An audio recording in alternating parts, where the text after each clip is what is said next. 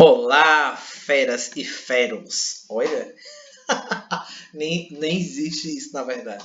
Gente, sejam bem-vindos aqui à aula 3. Na aula 3 a gente vai fazer parte de Citologia 3, parte 1.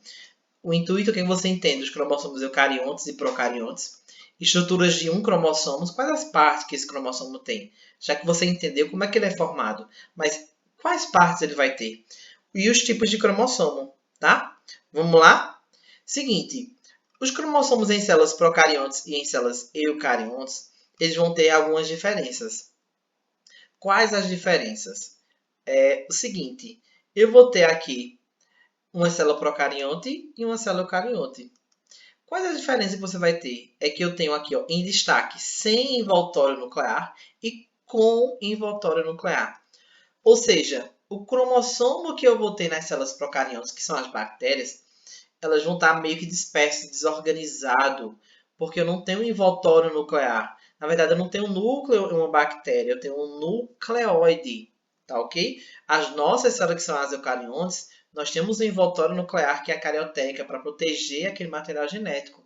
Outra diferença, poucas membranas e muitas membranas. Como eu não tenho núcleo organizado, para que eu ter muitas membranas? Para dar trabalho? Não. Então, por isso que nas células procariontes eu tenho poucas membranas. Nas nossas, muitas membranas. Nós vimos nas aulas passadas que eles vão ter o formato de algumas proteínas, vão passar por uma série de processos até chegar no cromossomo propriamente dito. Tá ok? Pouco DNA ou não complexado em proteínas. Na verdade, né, o DNA vai estar de forma desorganizada. Quando eu falo de não complexado, ou seja, não estruturado em proteínas. Tá? A procariota é como, imagine, o seu guarda-roupa quando fica desarrumado, né? Desorganizado. Não quando digo que você seja assim, jamais. E nos eucariontes, eu tenho um DNA ou não complexado em proteína, é os procariontes. Nos eucariontes, eu vou ter o DNA complexado em proteínas, tá ok? Muito importante pra gente. Se deu um bug em você, deu um bug também em mim. Então relaxa o coração que vale salientar que falou em procariontes é não complexado, ou seja, com poucas estruturas. E falou em eucariontes, complexado, ok? Agora sim, foco, beleza? A divisão. Eu não tenho uma divisão propriamente dita, conhecida como mitose, meiose, que passa por todos aqueles processos. As células procariontes, ela faz até mesmo uma síntese proteica mais direta, né? Não precisa passar por um processo de maturação do RNA, como a gente já viu. Então, por isso que a divisão é por fissão binária, ou seja, dividir esse material ao meio, formando clones, na verdade. Nós chamamos até mesmo que as bactérias, elas fazem como se fosse uma recombinação gênica. Elas não fazem nem tipo uma reprodução, por exemplo, sexual, é como se fosse uma recombinação gênica. Tá ok? Agora, as nossas células, sim, os cromossomos, eles passam por uma divisão de mitose e de meiose.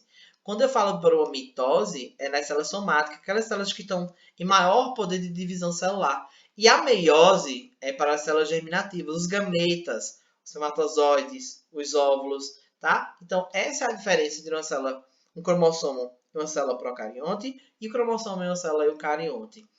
E qual, na verdade, é a estrutura desse cara? A gente tem aqui de 1 a 7 e eu vou apontar para vocês uma das mais importantes. A primeira é o centrômero. Por que centrômero? Porque fica no meio. O que esse cara faz? Ele fica no meio, mas ele está fazendo uma constrição primária.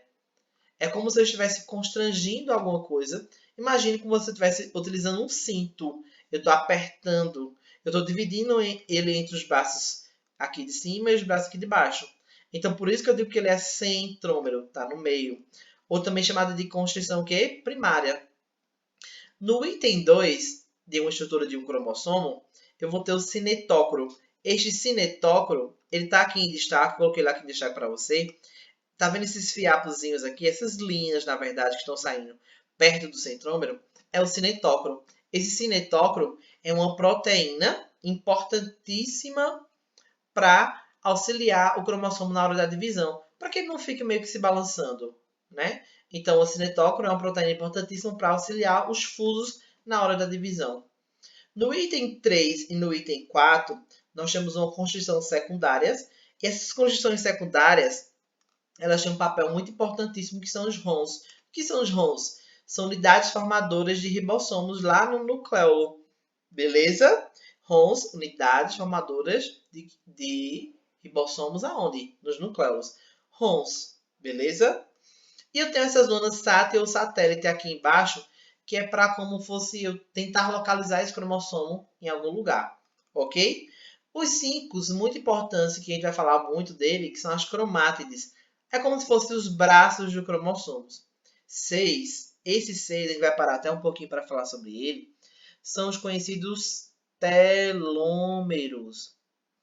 É esses caras que dão a longevidade e a idade de um cromossomo. Como assim, professor? Esses telômeros, eles fazem o papel de datar, na verdade, os cromossomos, mas também eles têm a presença de uma enzima muito importante, que é a telomerase.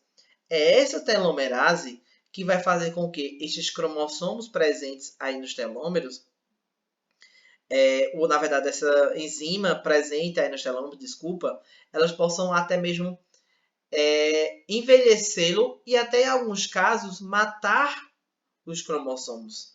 Como assim? Imagine uma célula que está em poder de divisão celular acelerada. As nossas células, por exemplo, da pele. Os cromossomos precisam se autoprogramar, né? Se auto-renovar. O que é que eu preciso fazer? Matar esses cromossomos para que ele possa se renovar em outro mais bonitinho, tá? Esses telômeros, eles são muito importantes porque eles dão a idade de um indivíduo, ou, na verdade, a idade de um cromossomo.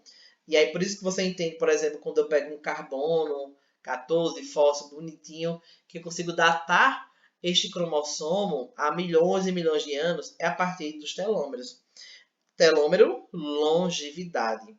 Mas, cabe aqui uma observação desses telômeros, é que quando as enzimas chamadas de enzimas de telomerase, elas não conseguem degradá-los, matá-los de uma certa forma, eu posso gerar uma célula cancerígena. Tá ok? E no item 7 são as bandas. São as bandas que vão diferenciar, né, alguns tipos de cromossomos. Tá ok? Importante para que você foque é centrômero, cinetócoro, as cromátides e os telômeros. Beleza? Aqui do lado a gente tem os tipos de cromossomos. Os tipos de cromossomos, eles são catalogados, ou melhor, exemplificados a partir da posição que eles vão ter do seu centrômero. Na letra A, o centrômero ele está aqui, ó, no meio. Quando o centrômero está no meio, eu digo que ele é metacêntrico. Tá ok? Então, centrômero no meio, metacêntrico. O centrômero subir mais um pouquinho. Ó, está submediano. Se ele está submediano, eu digo que ele é o quê? Submetacêntrico. Tá ok? Quando ele está quase que finalizando, mas e onde você realmente consegue ver que tem os braços bem pequenininhos e que eu tenho os braços enormes aqui embaixo, ele é o acrocêntrico. E esse último caso, onde eu só observo uns braços, algumas cromátides, e o centrômero está aqui, ó, no final, eu digo que ele é telocêntrico. Telo quer dizer completo. Você vê também isso lá em embriologia, né? Telolesto, telo, completo. Já cabe uma observação aqui no telocêntrico que ele só ocorre em células vegetais, tá ok? São raríssimos acontecerem em células animais, na verdade nem acontecem, beleza? Então, essa foi a aula de hoje. Não perca, não sai daí, fique grudadinho, vai só para o intervalo, pega só um café e volta para a próxima aula, tá ok? Um cheiro!